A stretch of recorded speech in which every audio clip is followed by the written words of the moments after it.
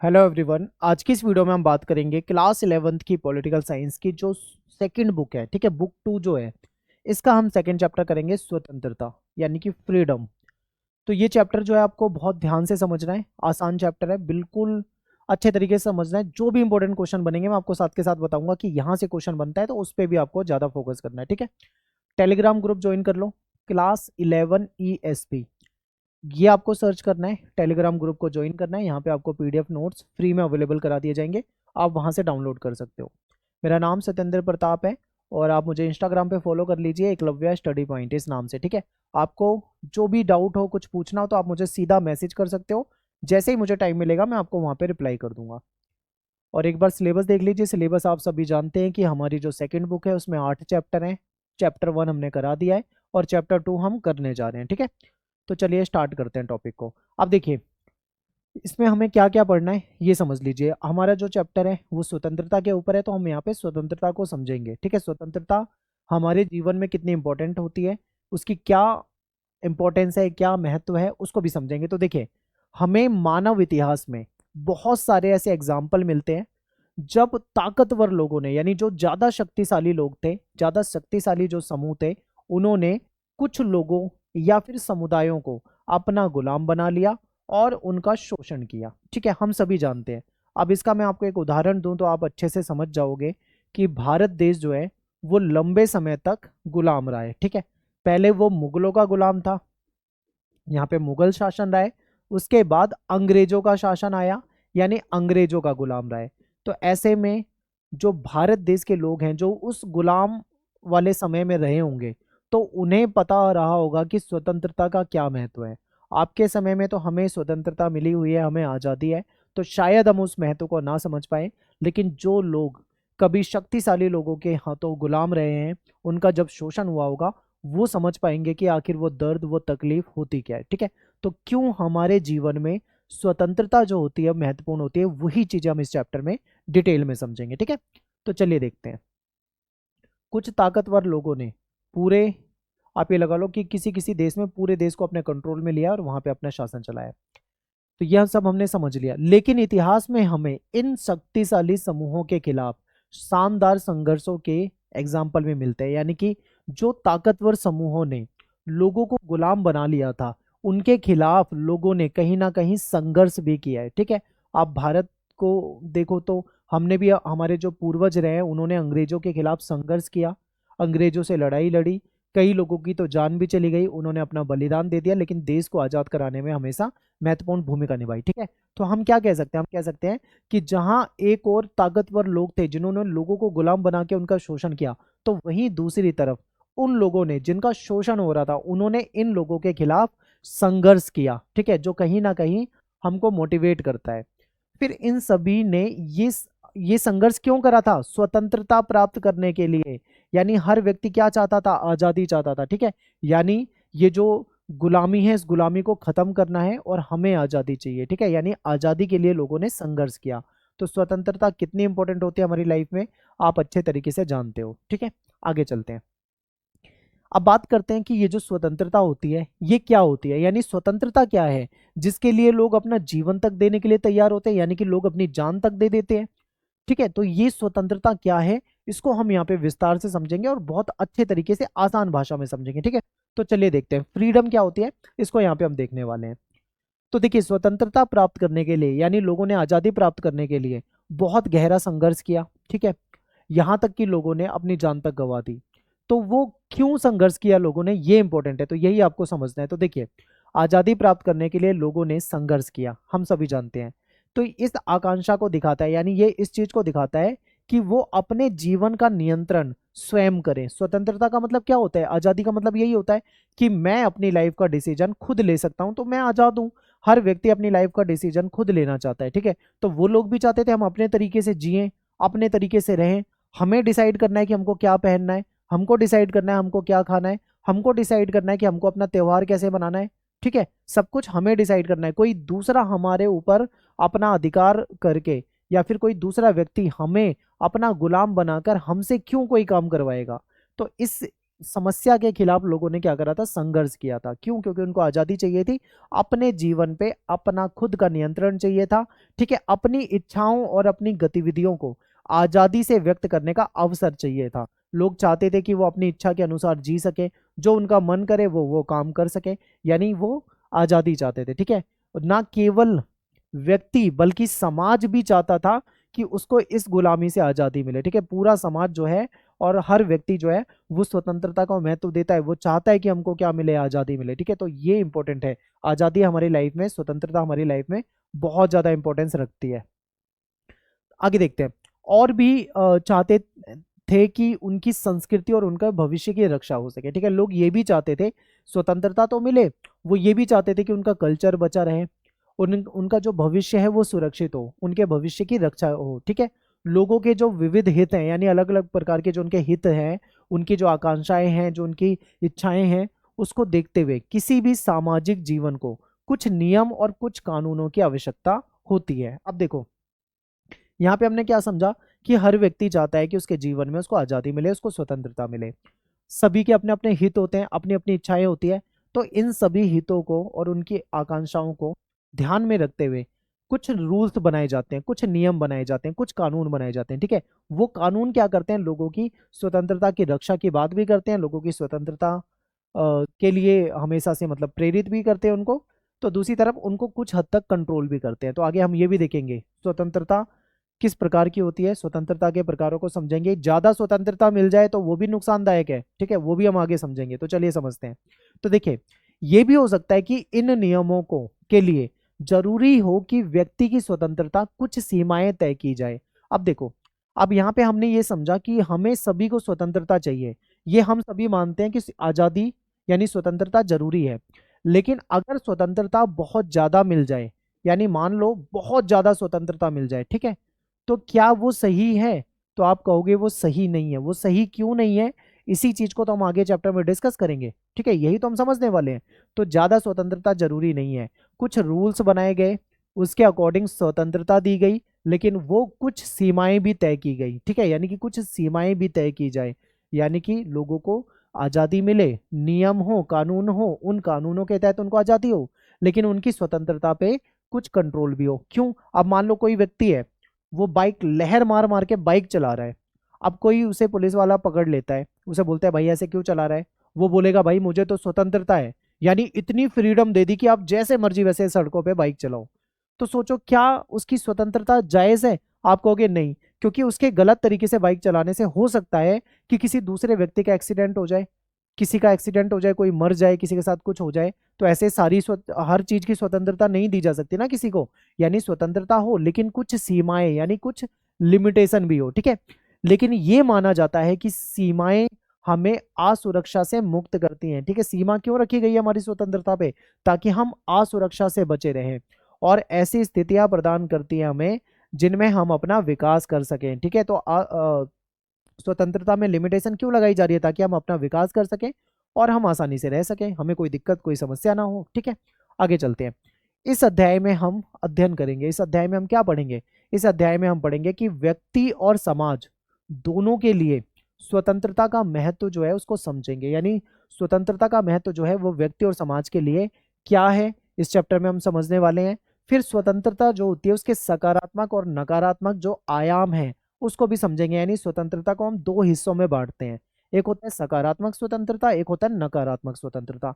दोनों का क्या मतलब होता है उसको हम इसमें आगे डिटेल में समझेंगे, ठीक है। और हम इस चैप्टर में ये समझेंगे कि हानि सिद्धांत क्या होता है, ये बहुत इंपॉर्टेंट है। मैं आपको पहले ही बता रहा हूं कि इस चैप्टर में से सबसे इंपॉर्टेंट जो पूछा जाता है क्वेश्चन वो हानि सिद्धांत है, आता ही आता है। स्वतंत्रता क्या है, 4-5 क्वेश्चन आते हैं इस चैप्टर से। स्वतंत्रता क्या है, सकारात्मक नकारात्मक स्वतंत्रता पूछ लेते हैं, और हानि सिद्धांत पूछ लेते हैं। ज्यादातर आपके पेपर में यही पूछे जाते हैं, ठीक है। इन्हीं चीजों को हम डिटेल में आगे समझने वाले हैं। अब स्वतंत्रता के कुछ आदर्श की बात करते हैं। ये कुछ आदर्श हैं स्वतंत्रता के लिए जिन्होंने अपने जीवन का बहुत कीमती समय जो था वो आजादी प्राप्त करने के लिए लगा दिया, ठीक है। तो एक व्यक्ति हैं जिनका नाम है नेल्सन मंडेला, जो कि अफ्रीका से हैं, ठीक है। दूसरी हैं आंग सान सूकी, आपने इनका भी नाम सुना होगा, ये म्यांमार से हैं, ठीक है। तो आखिर इनके बारे में हमको क्या पढ़ना है, ये समझिए। ये कैसे स्वतंत्रता के लिए आदर्श माने जाते हैं। तो देखिए सबसे पहले हम नेल्सन मंडेला की कहानी पढ़ेंगे, फिर हम आंग सान सूकी के बारे में पढ़ेंगे, ठीक है। तो देखिए नेल्सन मंडेला जो है ये दक्षिण अफ्रीका यानी साउथ अफ्रीका से हैं। इन्होंने किस चीज के खिलाफ संघर्ष करा था? क्योंकि दक्षिण अफ्रीका में जो था, अंग्रेज जो लोग थे वो गोरे लोग होते थे और दक्षिण अफ्रीका के लोग जो थे वो काले होते थे, ठीक है। तो ये काले लोग होते थे। तो गोरे लोग यानी अंग्रेज लोग काले लोगों के साथ भेदभाव करते थे रंग के आधार पे, ठीक है। तो रंग के आधार पे भेदभाव होता था और इन्होंने क्या करा था, इस भेदभाव के खिलाफ संघर्ष करा था। इन्होंने कहा था कि ऐसा भेदभाव नहीं चलेगा, किसी भी व्यक्ति के साथ रंग के आधार पे नस्ल भेद जिसको कहा जाता है नहीं करना चाहिए, ठीक है। तो इन्होंने लॉन्ग वॉक टू फ्रीडम, ठीक है, इनकी जो यात्रा है, इनकी जो आत्मकथा है, इसमें हमको पता लगता है कि कैसे इनके जीवन में क्या क्या बीता और कैसे इन्होंने अपने जीवन में संघर्ष करा। और ये लंबे समय तक जेल में रहे थे, ठीक है, जेल में इनको डाल दिया गया था और लंबे समय तक इन्होंने जेल में रहकर अपनी जो विचारधारा थी, विचारधारा नहीं छोड़ी, ठीक है। हमेशा से नस्ल भेद का ये विरोध करते रहे। तो अपनी आत्मकथा में इन्होंने दक्षिण अफ्रीका में जो रंगभेदी शासन था, अंग्रेजों का जो शासन था, उसके खिलाफ इन्होंने संघर्ष किया था, ठीक है। गोरे लोगों की जो शासन की जो अलगाववादी नीति थी, इसके खिलाफ इन्होंने विरोध करा। क्योंकि गोरे लोग यानी अंग्रेज लोग जो थे वो इन काले लोग यानी अफ्रीकी लोगों के खिलाफ भेदभाव करते थे, इनके साथ बहुत गलत बर्ताव करते थे। इसके लिए इन्होंने क्या करा था, उसका प्रतिरोध करा था, उसका विरोध करा था। फिर दक्षिण अफ्रीका के काले लोगों को अपमान और पुलिस के अत्याचार की बातें भी इन्होंने अपनी आत्मकथा में लिखा है कि पुलिस कैसे उनके साथ अत्याचार करती थी और जो गोरे लोग थे, जो उनकी सरकार थी अंग्रेजों की, वो कैसे इन लोगों के साथ इनको अपमानित करती थी, यानी इन लोगों के साथ कैसे दुर्व्यवहार करती थी। ये बातें इन्होंने किसमें बताया, अपनी आत्मकथा में बताया है, ठीक है। आगे देखते हैं, ये जो नेल्सन मंडेला थे ये 28 साल तक जेल में रहे थे, इनको जेल में डाल दिया गया था। 28 साल तक ये जेल में रहे हैं, ठीक है। और जेल के अंधेरे में, अब आप सोचो 28 साल कम नहीं होते हैं। 28 साल में तो जीवन का एक बहुत बड़ा हिस्सा चला जाता है हमारे। तो 28 साल इन्होंने जेल की काल कोठरियों में बिताया और इनके साथ बहुत ही ज्यादा दुर्व्यवहार होता था, ठीक है। अफ्रीका में जो नस्ल भेद होता था उसके खिलाफ इन्होंने आंदोलन चलाया, विरोध किया। तो आप समझते हो ना कि स्वतंत्रता की क्या महत्व होता है, स्वतंत्रता की क्या जरूरत होती है हमारे जीवन में, कि लोग अपनी जान तक दे देते हैं, वर्षों तक जेल में रह लेते हैं, ठीक है। तो ये हमें यहाँ पे इनकी कहानी से समझ में आता है। इसके बाद दूसरी कहानी है वो है आंग सान सू की, ये म्यांमार की है, ठीक है। तो इन्होंने एक बुक लिखी है फ्रीडम फॉर फियर यानी भय से मुक्ति, इनकी पुस्तक है, ठीक है। आंग सान सू की जो है वो म्यांमार में उनको उनके घर में ही नजरबंद कर दिया गया था। घर में नजरबंद करने का मतलब है घर के अंदर ही रख देना, कैद कर लेना, घर से बाहर जाने की उनको परमिशन नहीं थी, ठीक है। घर के अंदर ही इनको क्या कर लिया गया, नजरबंद कर दिया गया।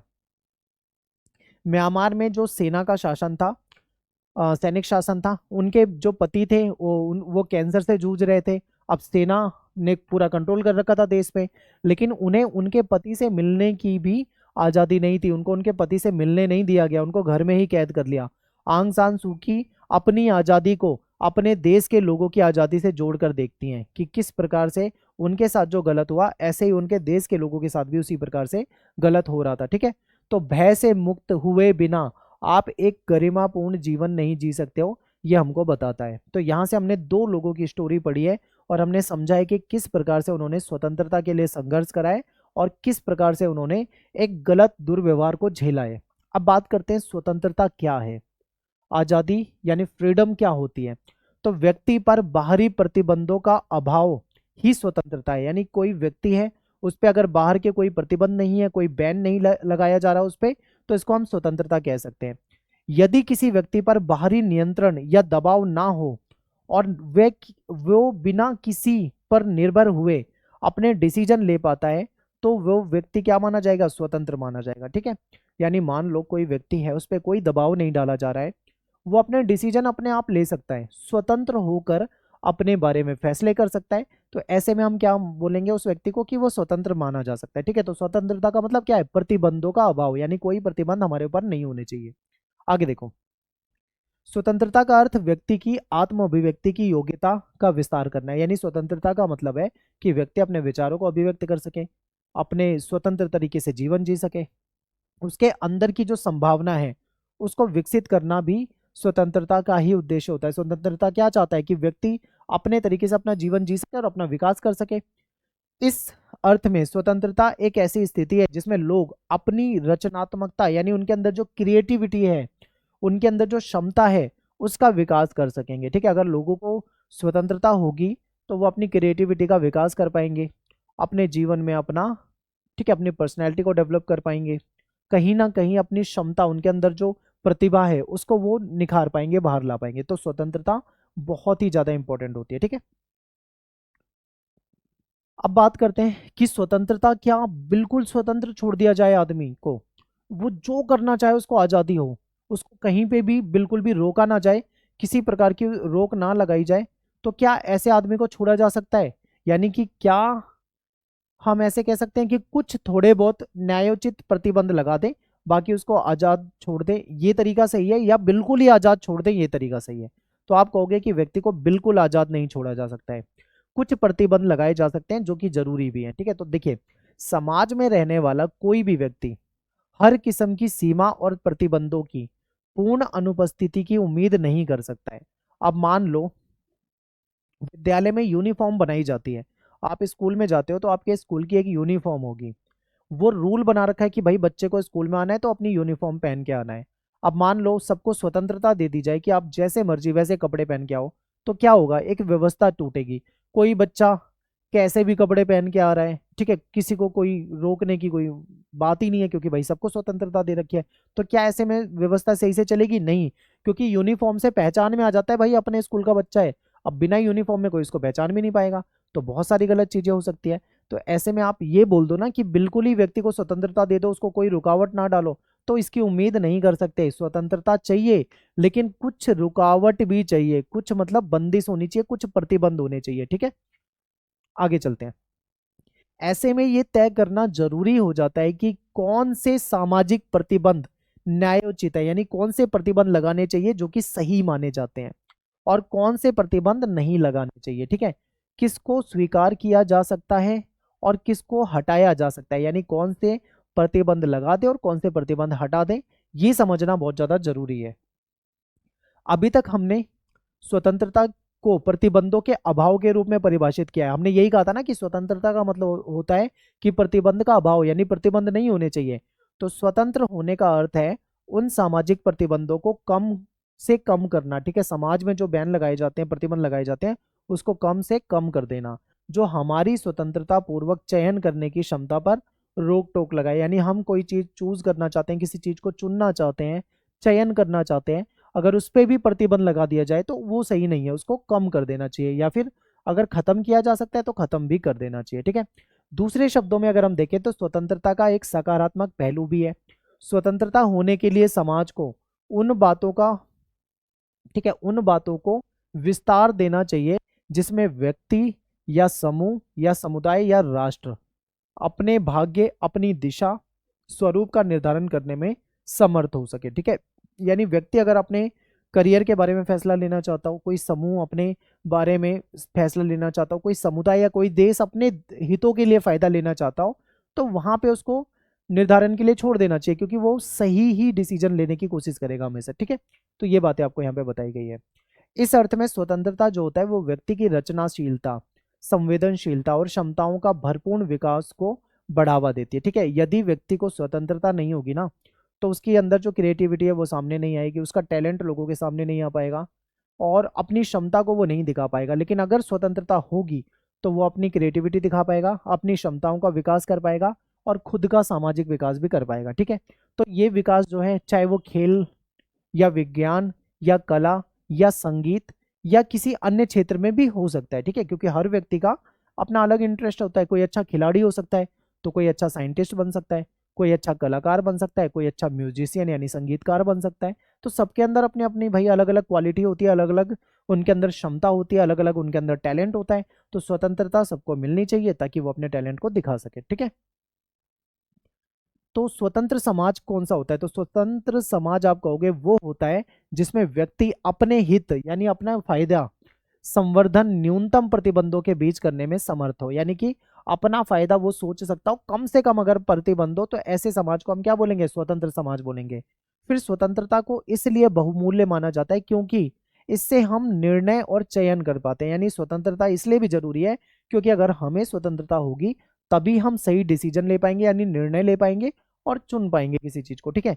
फिर स्वतंत्रता के कारण ही व्यक्ति अपने विवेक और निर्णय की शक्ति का प्रयोग कर पाते हैं।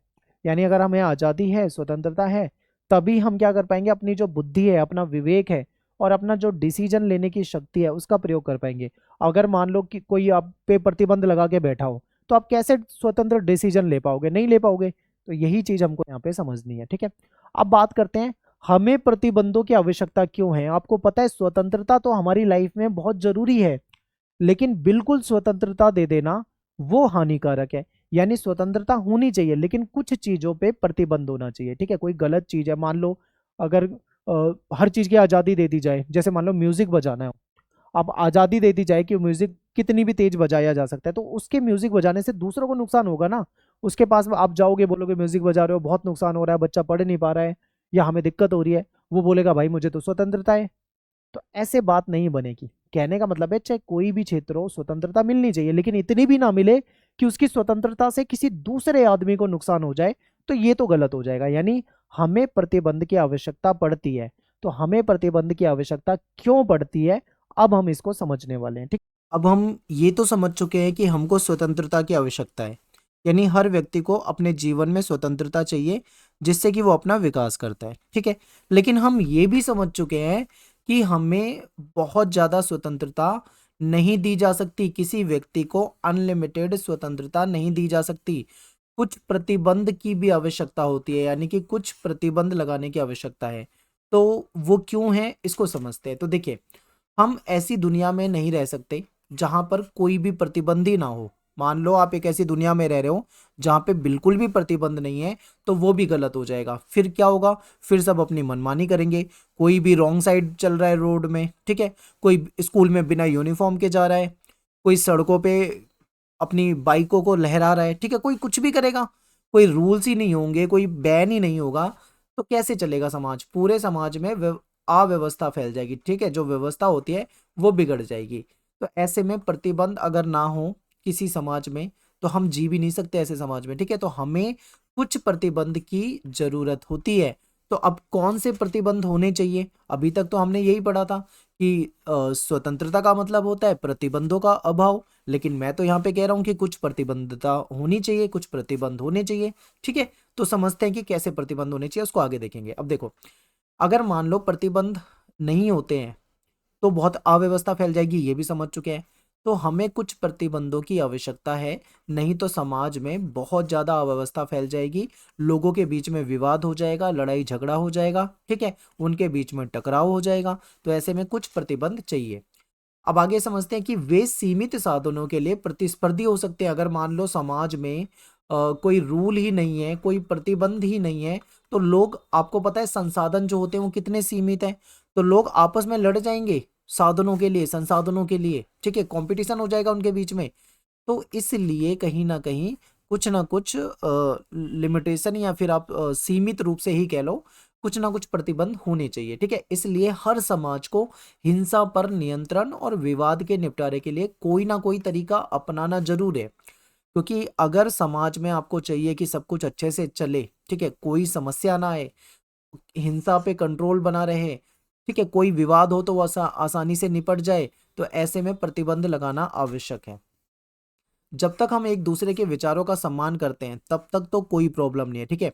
लेकिन जब हम किसी दूसरे व्यक्ति पे अपने विचार थोपने का प्रयास करेंगे, ठीक है, जब तक मान लो हम किसी दूसरे व्यक्ति पे अपने विचार थोपने का प्रयास ना करें तब तक भी ठीक है, तब तक भी हम आजादी के साथ न्यूनतम प्रतिबंधों के साथ रहने में सक्षम होते हैं। लेकिन अगर सिचुएशन बदल जाती है, कोई व्यक्ति किसी दूसरे पर अपने विचार थोपने लग जाए, तो वहां पे उसकी स्वतंत्रता खत्म हो जाएगी, ठीक है। तो यही हमको समझना था कि प्रतिबंध हों, लेकिन बहुत ही कम होने चाहिए, ठीक है, हमें किसी दूसरे पे अपने विचार वगैरह थोपने नहीं चाहिए। फिर नेक्स्ट पॉइंट है कि ऐसे समाज के निर्माण के लिए भी कुछ प्रतिबंधों की आवश्यकता होती है। कम से कम ये जरूरी हो कि हम विचार, विश्वास और मत के अंतरों को स्वीकार करने के लिए तैयार हो। ठीक है, यानी कि मान लो समाज में अलग अलग तरह के लोग रहते हैं, उनकी अलग अलग तरीके के विश्वास हैं, उनके अलग अलग तरीके के विचार हैं, उनकी जो मत है, उनकी जो सोच है, उसमें भी अंतर है। हमको सभी के विचार को स्वीकार करना चाहिए। ठीक है, गलत चीज को स्वीकार नहीं करना चाहिए, ये भी याद रखना है। लेकिन हमें दूसरे की भावनाओं का सम्मान करना चाहिए। ठीक है, हो सकता है मेरे विचार आपसे ना मिलते हो या आपके विचार मेरे से ना मिलते हो, तो मुझे आपके विचारों का सम्मान करना चाहिए, आपको मेरे विचारों का सम्मान करना चाहिए। ठीक है, लेकिन जबरन अपने विचार किसी पे थोपने नहीं चाहिए। कभी कभी हमें लग सकता है कि हमारी प्रबल आस्थाओं के लिए जरूरी है कि हम उन सब का विरोध करें जो हमारे विचारों को खारिज करते हैं या उनसे अलग राय रखते हैं। कई बार आप देखते हो ऐसा होता है कि हमारे मन में ऐसा मतलब विचार आता है कि जो लोग हमारी बातों को नहीं मानते, जो लोग हमारे विश्वास में विश्वास नहीं रखते, ठीक है, जो हमारे विचारों को खारिज कर देते हैं, हम जो हमसे अलग राय रखते हैं, कहीं ना कहीं, ठीक है, हमारे मन में उनका विरोध हो जाता है। तो महत्वपूर्ण सवाल ये पहचानना होता है कि स्वतंत्रता पर कौन सा प्रतिबंध आवश्यक है और कौन सा औचित्यपूर्ण है। ठीक है, और कौन सा सही नहीं है। कहने का मतलब है कि कई बार हमारे मन में अलग अलग प्रकार के विचार आ जाते हैं कि जो हमको पसंद नहीं है, ठीक है, जो मतलब हमारे विचारों को पसंद नहीं करता, हम भी उसे पसंद ना करें। तो ऐसे में क्या होता है, संघर्ष हो सकता है दोनों के बीच में। तो हमको यहाँ पे एक चीज समझनी है, हमको ये समझनी है कि सबसे इंपॉर्टेंट ये है कि कौन सा प्रतिबंध, हमने ये समझा कि स्वतंत्रता पे प्रतिबंध होना चाहिए।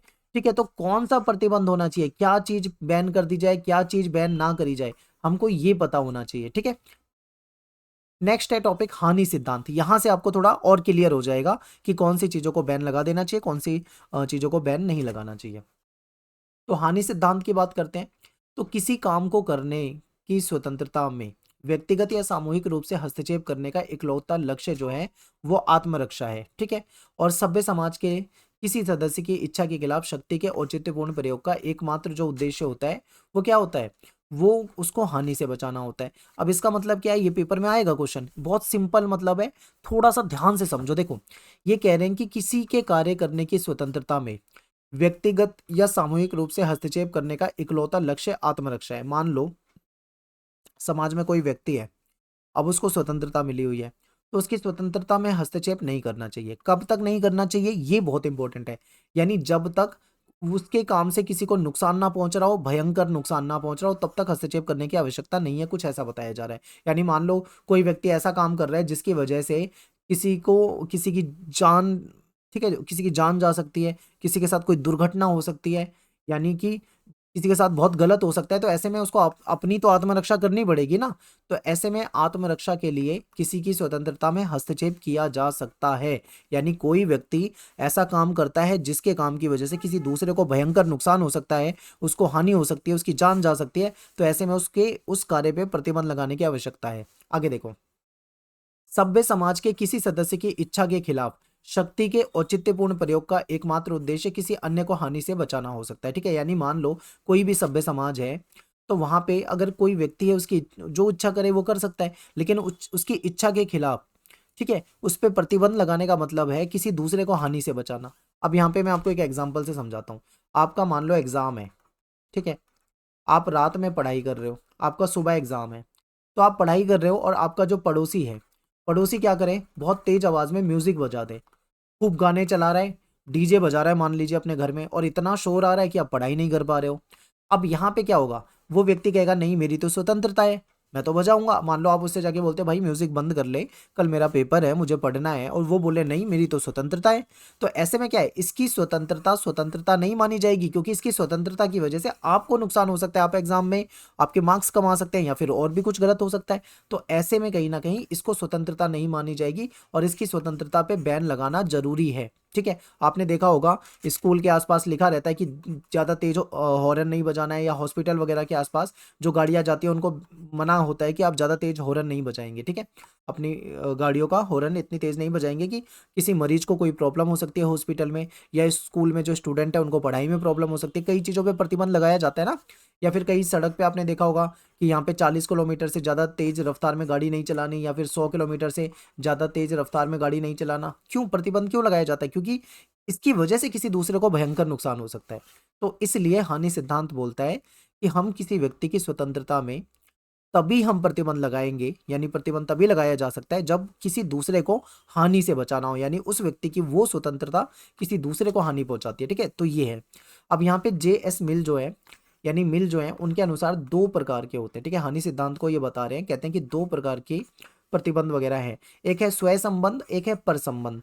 अब इसको क्या, स्वय संबंध का मतलब क्या है? स्वय संबंध का मतलब है जिसका प्रभाव केवल कार्य करने वाले व्यक्ति के ऊपर पड़ता हो, यानी कोई ऐसा काम जिसका प्रभाव केवल उसी व्यक्ति पे पड़ेगा। जैसे मान लो कोई व्यक्ति है, वो शराबी है, ठीक है, वो शराब पीता है और नशा करता है, तो उसका शरीर खराब होगा, उसकी फैमिली पे भी नुकसान हो सकता है, यानी एक तरीके से देखा जाए तो वो खुद का नुकसान कर रहा है।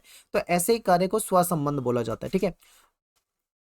और परसंबंध क्या होता है? यानी जिसमें करने वाले कार्य का प्रभाव अन्य बाहरी व्यक्तियों के ऊपर भी पड़ता है। जैसे मान लो अभी वो व्यक्ति जो था, मैंने एग्जांपल दिया, म्यूजिक बजा रहा था बहुत तेज आवाज में, अब उसके म्यूजिक का प्रभाव किसी दूसरे स्टूडेंट पे भी पड़ रहा था, तो ये परसंबंध हो जाएगा। यानी एक ऐसा काम जिसका प्रभाव केवल उसी व्यक्ति पे पड़ रहा है जो कर रहा है, तो वो है स्वय संबंध। लेकिन अगर कोई ऐसा काम है जिसका असर किसी दूसरे पे पड़ रहा है, तो उसे परसंबंध कहा जाता है, ठीक है। तो यदि उन कार्यों से दूसरों को कोई बड़ी हानि पहुंच रही है, तो ऐसी परिस्थिति में क्या है, राज्य उनके ऊपर प्रतिबंध लगा सकता है। राज्य का मतलब सरकार से, यानी सरकार उनके ऊपर बैन लगा सकती है, ठीक है। अब बात करते हैं स्वतंत्रता। तो स्वतंत्रता दो प्रकार की होती है, एक होती है सकारात्मक, एक होती है नकारात्मक, ठीक है। स्वतंत्रता के दो आयाम कौन से हैं? सकारात्मक और नकारात्मक, जो मैं आपको बता चुका हूं। अब बात करेंगे नकारात्मक स्वतंत्रता किसे कहते हैं और सकारात्मक स्वतंत्रता किसे कहते हैं, ठीक है। तो सबसे पहले नकारात्मक की बात करते हैं। नकारात्मक स्वतंत्रता कहती है कि जहां तक संभव हो, जहां तक पॉसिबल हो, प्रतिबंधों का अभाव हो, यानी प्रतिबंध नहीं लगाने चाहिए जहां तक पॉसिबल हो, क्योंकि प्रतिबंध जो होते हैं वो व्यक्तिगत स्वतंत्रता में कटौती करते हैं। यानी लोगों की जो व्यक्तिगत स्वतंत्रता है, अगर प्रतिबंध लगा दिए जाएंगे तो उनकी स्वतंत्रता, उनकी आजादी, उनकी फ्रीडम कम हो जाएगी। इसलिए इच्छा अनुसार कार्य करने की छूट हो, यानी ये नकारात्मक स्वतंत्रता कह रही है कि आदमी जो होता है, मनुष्य जो होता है, वो समझदार होता है, उसके पास बुद्धि है, उसके पास विवेक है, वो समझता है कि कौन सा काम उसके लिए सही है, कौन सा काम उसके लिए सही नहीं है, कौन सा काम उसके लिए गलत हो सकता है, ठीक है। तो इसलिए उसको छूट दे दो और उस पे कोई ज्यादा प्रतिबंध वगैरह लगाने की जरूरत नहीं है, वो अपना भला बुरा सोच सकता है, ठीक है। तो व्यक्ति के कार्यों पर किसी प्रकार का प्रतिबंध ना हो, ऐसे कौन कहते हैं? जॉन स्टुअर्ट मिल जो है और F.A. हायक जो है, ये दो विद्वान हैं, ये ऐसा कहते हैं कि ऐसी स्वतंत्रता होनी चाहिए, नकारात्मक स्वतंत्रता होनी चाहिए, यानी लोगों पे प्रतिबंध लगाने की कोई आवश्यकता नहीं है। सब लोग समझदार होते हैं, क्या सही क्या गलत है वो अपना भला बुरा सोच सकते हैं, ठीक है। तो ये हो गई नकारात्मक। अब सकारात्मक स्वतंत्रता क्या है? ये थोड़ी उससे अलग है। इसमें क्या होता है, नियम और कानून के अंतर्गत ऐसी व्यवस्था जिसमें मनुष्य अपना विकास कर सके, यानी कि कुछ इसमें प्रतिबंध लगाए जा सकते हैं, कुछ नियम कायदे कानून बना दिए जाएंगे, नियम कायदे कानून बनते हैं तो प्रतिबंध अपने आप लग जाते हैं, ठीक है। तो यदि राज्य सार्वजनिक कल्याण का लक्ष्य प्राप्त करना चाहता है तो प्रतिबंध अनिवार्य है। अगर सरकार मतलब जनता की सच में भलाई करना चाहती है तो प्रतिबंध लगाने पड़ेंगे, ठीक है। आप देखते हो कि रेड लाइट पे जाते हैं, तो रेड लाइट जब रेड हो जाती है तो उसमें हमें अपनी गाड़ी रोकना होता है, जब ग्रीन हो जाती है तो हमको अपनी गाड़ी चलानी होती है, ठीक है। आप किसी मंदिर में भी जाते हो तो वहां पे भी जूते पहन के जाने में प्रतिबंध होता है, जूते वहां पे उतार के जाने होते हैं, ठीक है। आप किसी स्कूल में जाते हो तो आपको वहां पे यूनिफॉर्म पहन के जाना होता है, बिना यूनिफॉर्म के जाना प्रतिबंधित होता है, ठीक है। यानी ये क्या, ये ऐसे ही रूल होते हैं, यानी कि जहां पे सरकार को लगता है कि कुछ रूल बनाकर जनता की भलाई की जा सकती है, तो वहां पे, ठीक है, वहां पे सरकार कुछ रूल बना देती है और कहीं ना कहीं कुछ प्रतिबंध लगा देती है, और ये प्रतिबंध जरूरी भी होते हैं। तो इसको हम सकारात्मक स्वतंत्रता कहते हैं। यानी सकारात्मक स्वतंत्रता के जो समर्थक लोग हैं वो कहते हैं कि हाँ, प्रतिबंध होने चाहिए, ठीक है, प्रतिबंध होने चाहिए। लेकिन नकारात्मक स्वतंत्रता को जो मानने वाले लोग हैं वो क्या कहते हैं? प्रतिबंध नहीं होने चाहिए। तो दोनों अलग अलग प्रकार की विचारधारा है। आगे समझते हैं। ये कहते हैं कि मानव समाज में रहता है, उसके काम जो है अन्य लोगों की स्वतंत्रता को प्रभावित करते हैं। बिल्कुल, क्योंकि हम समाज में रहते हैं तो समाज में हमारे जो काम होते हैं वो कहीं ना कहीं दूसरे लोगों को भी प्रभावित करते हैं। इसलिए इसका जीवन बंधनों के द्वारा विनियमित होना चाहिए, ठीक है। इसलिए मनुष्य जो है उसके जीवन में कहीं ना कहीं कुछ प्रतिबंध होने चाहिए, कुछ बंधन होने चाहिए। बंधन होंगे तभी वो दूसरों के बारे में भी सोचेगा। फिर तर्कयुक्त बंधनों की उपस्थिति की बात करते हैं, यानी कि जो बंधन हो, जो रूल हो, जो रुकावटें हो, वो तर्कयुक्त हो, यानी कि उसके पीछे कोई लॉजिक हो और वो सही होने चाहिए, उचित होने चाहिए। इसका समर्थन कौन करते हैं? T.H. ग्रीन हो गए, ठीक है, फिर ये बर्लिन हो गए, ये दोनों इसको समर्थन करते हैं। नेक्स्ट है अभिव्यक्ति की स्वतंत्रता। अभिव्यक्ति की स्वतंत्रता का मतलब होता है अपने विचारों को दूसरों तक बोलना, ठीक है, दूसरों तक पहुंचाना। तो अभिव्यक्ति की स्वतंत्रता का मुद्दा जो है अहस्तक्षेप के लघुत्तम क्षेत्र से जुड़ा हुआ है, यानी लोगों को अपने विचारों को बोलने की स्वतंत्रता होनी चाहिए, ठीक है। और यहाँ पे कम से कम आप ये मान लो कम से कम प्रतिबंध होना चाहिए, कम से कम बैन होना चाहिए। तो जॉन स्टुअर्ट मिल ने अपनी पुस्तक ऑन लिबर्टी में तर्क रखते हुए कहा है कि अभिव्यक्ति की स्वतंत्रता उनको भी होनी चाहिए जिनके विचार आज की स्थितियों में गलत और भ्रामक लग रहे हो। ठीक है, ये भी है। यानी ये जो विद्वान है J.S. मिल इनको कहा जाता है, इन्होंने बोला कि सबको अभिव्यक्ति की स्वतंत्रता होनी चाहिए और अभिव्यक्ति की स्वतंत्रता उन लोगों को भी होना चाहिए, हो सकता है जिसकी बात आपको आज आज के समय में गलत लगती हो। ठीक है, मान लो कोई व्यक्ति कुछ गलत बात कह रहा है कि भाई ऐसा वैसा, वो उसका उसका विचार हो सकता है, तो उसको भी अपनी गलत बात को भी बोलने की स्वतंत्रता होनी चाहिए। ठीक है, इसके पीछे इन्होंने तर्क दिए। अब आप कहोगे यार गलत बात बोलने की क्यों स्वतंत्रता होनी चाहिए, आप तर्क दोगे तो ठीक है, कुछ ना कुछ आप कहोगे। तो इसके पीछे इन्होंने 4 तर्क दिए। इन्होंने कहा है कि कोई भी विचार पूरी तरीके से गलत नहीं होता, उसमें सच्चाई का कुछ ना कुछ अंश होता है। हो सकता है देखो कोई व्यक्ति कुछ बोल रहा हो, आप बेशक से उसकी बात आपको सही ना लग रही हो, लेकिन हो सकता है कि उसकी बात में कुछ ना कुछ सच हो। ठीक है, 100% उसकी बात गलत नहीं हो सकती, कोई ना कोई अच्छी बात, सच बात भी उसमें हो सकती है। तो पहला तर्क तो ये है। फिर दूसरा पॉइंट है कि सत्य जो होता है स्वयं से उत्पन्न नहीं होता, बल्कि विरोधी विचारों के टकराव से पैदा होता है। इसलिए सभी को अभिव्यक्ति, विचारों की अभिव्यक्ति की स्वतंत्रता होगी। तो इससे क्या होगा, इससे एक फायदा होगा। इससे फायदा क्या होगा कि लोग जो विरोधी विचार हैं उसको भी सुन सकेंगे, समझ सकेंगे, तभी तो उनको सत्य के बारे में पता लगेगा, वरना वो तो अपनी बात को ही सत्य मान के चलेंगे। अब मान लो 2 व्यक्ति बहस कर रहे हैं, ठीक है, तब वो जब एक व्यक्ति दूसरे की सुन रहा है, दूसरा व्यक्ति पहले की सुन रहा है, तो जब दोनों आपस में एक दूसरे की सुन रहे हैं तभी तो उनको सत्य और उसके बारे में जानकारी पता लगेगी, वरना वो लोग सोचेंगे जो मैं सोचता हूँ वही सत्य है। तो यहाँ पे भी ये बात हो जाती है। तीसरा पॉइंट है कि जब किसी विचार के सामने एक विरोधी विचार आता है तभी उस विचार की विश्वसनीयता सिद्ध होती है। आपने देखा होगा न्यूज चैनल पे डिबेट होती है किसी मुद्दे पे, लोग आपस में बहस कर रहे होते हैं, चर्चा कर रहे होते हैं, तो भाई वो एक दूसरे के नाराज भी हो जाते हैं, एक दूसरे से, एक दूसरे को भला बुरा भी कहने लग जाते हैं। तो यहाँ पे यही कहा गया है कि जब तक किसी विचार के सामने, मान लो कोई व्यक्ति है उसने कोई विचार दिया, उसके सामने जब तक कोई दूसरा विरोधी विचार नहीं आएगा तब तक कैसे उसकी विश्वसनीयता पता लग पाएगी। ठीक है, तो ये भी सही बात है। फिर एक चीज और बहुत बड़ी बात कह गए हैं ये विद्वान, कहते हैं कि आज जो सत्य है वो हमेशा सत्य नहीं रह सकता। कई बार जो विचार आज स्वीकार्य नहीं है वो आने वाले समय के लिए मूल्यवान हो सकता है। ठीक है, अब देखो मैं आपको एक एग्जांपल दूं, छोटा सा एग्जांपल देता हूं। आपको पता है हमारे यहाँ पे नीम की दातून का इस्तेमाल किया जाता था। हमारे जो पूर्वज थे वो आज की तरह उनके पास टूथ ब्रश या टूथपेस्ट वगैरह नहीं होता था, वो नीम की दातून का इस्तेमाल करते थे। बाद में फिर टूथ ब्रश आ गया, ठीक है, यानी दातून को छोड़ के लोग ब्रश पे आ गए। फिर कई तरह के मंजन और वगैरह ये चीजें आ गई, और आज लोगों को पता लग रहा है, यानी एक समय में ये सत्य था कि लोग नीम की दातून को सही मानते थे। फिर दूसरा सत्य ये हो गया, लोगों ने नीम की दातून को छोड़ दिया, अब उन्होंने ये यूज करना शुरू कर दिया। अब पता लग रहा है कि भाई जो वो यूज कर रहे हैं उसमें तो बहुत केमिकल होते हैं, वो तो हमारे दांतों को नुकसान पहुंचा सकता है, हमारी सेहत को नुकसान पहुंचा सकता है, और कुछ टूथपेस्ट में तो कैंसर तक हो सकता है, ऐसे भी दावे किए जाते हैं।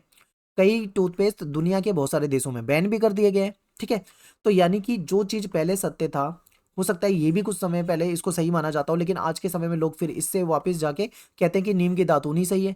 यानी कि जो आज सत्य लग रहा है ना भाई, जरूरी नहीं है कि वो आगे भी सत्य हो या उससे पहले वो सत्य ना रहा हो, तो ऐसा हो सकता है। यानी कि जो विचार आज है हो सकता है वो आज सत्य ना लग रहा हो, लेकिन आने वाले समय में वो सत्य माना जाए। फिर अभिव्यक्ति की स्वतंत्रता पे कई बार प्रतिबंध जो है वो अल्पकालीन रूप में समस्या का समाधान बन जाते हैं। कई बार अभिव्यक्ति की स्वतंत्रता पे जो बैन लगा दिया जाता है तो वो छोटी मोटी समस्या का समाधान बन जाते हैं, तत्कालीन मांग को पूरा कर देते हुए, लेकिन समाज में स्वतंत्रता के दूरगामी जो संभावना की दृष्टि है वो खतरनाक है। यानी मान लो आज आपने प्रतिबंध लगा दिया है अभिव्यक्ति की स्वतंत्रता पे, लोग खुलकर बोल नहीं सकते, हो सकता है आज की समस्या को वो सुलझा लें, लेकिन अगर लंबे समय में देखें, बहुत बड़े समय में देखें, हो सकता है फ्यूचर में वो कहीं ना कहीं ज्यादा खतरनाक साबित हो। ठीक है, वो डिसीजन। तो ये आपको यहाँ पे समझना था। वीडियो यहाँ पे खत्म होती है, इसको लाइक जरूर कर दें, शेयर कर दें, सब्सक्राइब कर लें अगर आपने सब्सक्राइब नहीं करा है तो कमेंट जरूर करें। ठीक है, जो भी बच्चा वीडियो को देख रहा है वो वीडियो में कमेंट करके जाए, और जल्दी से जल्दी मैं आपके आगे के चैप्टर करा दूंगा अगर आप ज़्यादा से ज़्यादा कमेंट करोगे तो। ठीक है, तो मिलते हैं आपसे अगली वीडियो में। Thanks for watching. जय हिंद, जय भारत।